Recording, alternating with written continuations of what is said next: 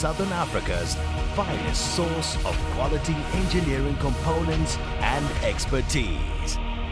BMG.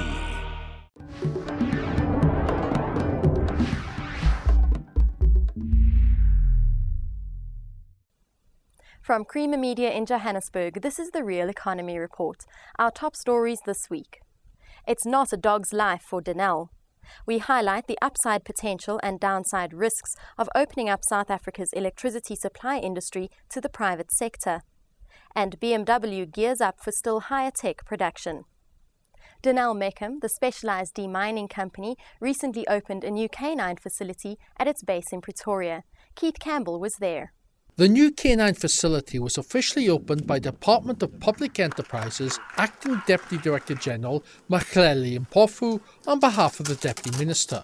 Meckham CEO Ashley Williams explains the value of dogs to Meckham. The role of dogs in our work is very important because we use the dogs for finding the scent. So they find the scent of the landmines or the unexploded ordnance, which is mostly part of our work in the demining environment, but we are also very involved in the security environment where we also need the dogs to find different odors, which could also be for explosives, it's explosive detection dogs, but any other contraband, which could be narcotics, it could be endangered animal products, anything of that sort. So the role of dogs there is just undescribable because there's no other thing known to man at this stage that is as accurate and can smell to the low levels as what dogs can. Right at this stage we've got deployed on contracts, we've got dogs in the DRC, the Democratic Republic of the Congo, in the Sudan, we've got dogs working for us in Angola. So those are the three places at this stage where we've got our dogs deployed, approximately 48 of them presently. Then we've got dogs in South Africa that use the MED system, which is the remote system. We've got 9 of them here, and we do get samples from as far afield as Sudan, and sometimes even Angola, that we are then analysing here in South Africa to see if they have got smell of possible explosives that could indicate a landmine or unexploded ordnance that might be lying around. We are expanding our dog business. We have seen that there is a market. Initially we just use dogs for our own infrastructure and our own contracts, but we've seen there's a market out there to buy dogs.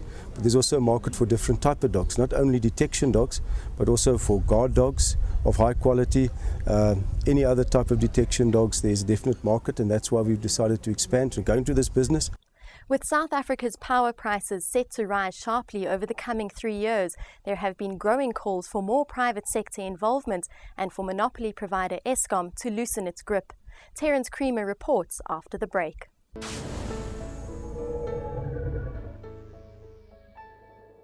Eskom admits that it cannot and should not do it all when it comes to new power supply, and the private sector is calling for an entirely new electricity supply architecture, as Business Leadership South Africa CEO Michael Spicer explains. Eskom cannot on its own now deliver the development that is necessary over the next 20-30 years in energy resources. It has to be opened up to the private sector, but we need to extend that to areas like independent power production, cogeneration, and indeed to revisiting entirely the architecture of the energy industry in South Africa. Eskom chairperson Bobby Gotzel, who was previously a colleague of Spicer's at Anglo American, is also supportive of creating space for others, but not at any cost. Eskom should absolutely get out of their way. We need private producers. Eskom can't do it all. What I do know is that it's not Eskom's job to subsidise private producers of electricity.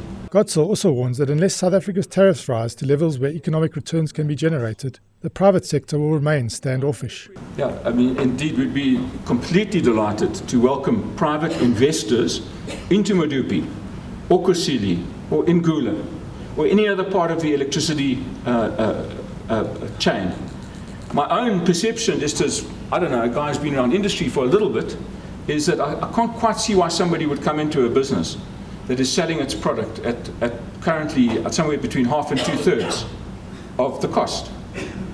So, if we fix the tariff, I think we should have 30% of total generation from private sources. Guys, that's 30% of 40,000 now, 30% of 80,000 if you double the thing. That's a lot of private generation. Frankly, we're in search of money quite urgently, and we'd be delighted to have anybody who comes in with their checkbook. I do think if it's going to be run as a sensible business, the product has got to be sensibly priced. Southern Africa's finest source of quality engineering components and expertise. BMG. German luxury vehicle manufacturer BMW said last week that it would invest 2.2 billion rand in upgrading its Roslyn plant and supplier base. This story was compiled by Irma Fenter and read by Amanda Stradham. BMW's 3-year investment program, which kicks off this year, will see maximum plant capacity increase from 60,000 units a year to 87,000 units, says BMW South Africa MD Bodo Denel. He says BMW production has a long and proud history in South Africa. BMW has been present in South Africa for more than 41 years. In fact, Plant Roslyn became the BMW Group's first manufacturing facility outside of Germany in 1974. This year, our plant will be responsible for around 25% of global BMW 3 Series sedan production. Denel believes the investment program bears testament to BMW's faith in the country. We are convinced that an announcement of this magnitude during the worst crisis the South African automotive industry has faced sends a positive message to our staff about the long-term sustainability of our plant. It also sends a positive message about the future of this country as a whole. Trade and Industry Minister Rob Davies is equally upbeat. We take this as a very strong statement of confidence in the manufacturing future of our country, something which we think will enable us to turn around from this current crisis and to put us on a new foothold so that the automotive industry, which is very, very strategic part of our manufacturing sector, will be able to move forward in the medium-term future. And now for a sneak preview of this week's Engineering News magazine. Read our cover story where we interview the new Engineering Council of South Africa CEO, Dr. Oswald Franks, who speaks on transformation, standards and safeguarding the public's trust. Read how steel fabricator Kosera has expanded its facility at full capacity despite the downturn in South Africa's manufacturing sector. And we report that Gauteng's prepaid toll solution is to become the national standard. And in Mining Weekly this week, read our cover story on Northern Platinum's Booysendal Platinum project, which is set for modular liftoff. We report that South Africa's mining laws are holding back this mining giant. And TSX-listed Luri Gold expects to complete a feasibility study into its Luri Hill Gold project in Zambia before the end of the year. That's Creamer Media's Real Economy Report.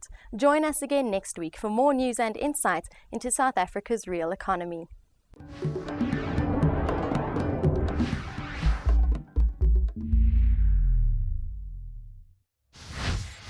Engineering news, not just for engineers.